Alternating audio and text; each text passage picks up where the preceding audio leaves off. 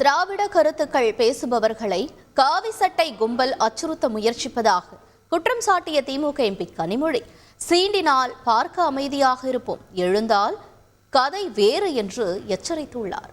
நம்முடைய சகோதரி மதிவதனி சில நாட்களுக்கு முன்னால் மேடையில் பேசும் பொழுது அங்கிருந்த ஒரு ஆரஞ்சு கலர் துண்டு எழுந்து அடிக்க போகுது. யாராக இருந்தாலும் எங்களுக்கு அச்சம் இல்லை.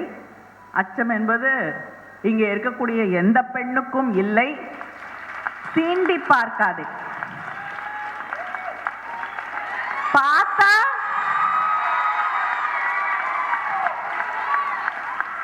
ரொம்ப அமைதியா இருப்போம்.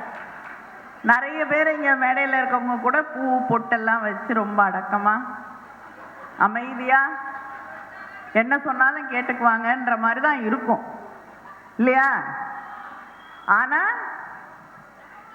எழுந்து நின்னோன்னா அப்புறம் கதை வேற. செய்திகளை உடனுக்குடன் தெரிந்து கொள்ள உடனே சப்ஸ்கிரைப் பண்ணுங்க.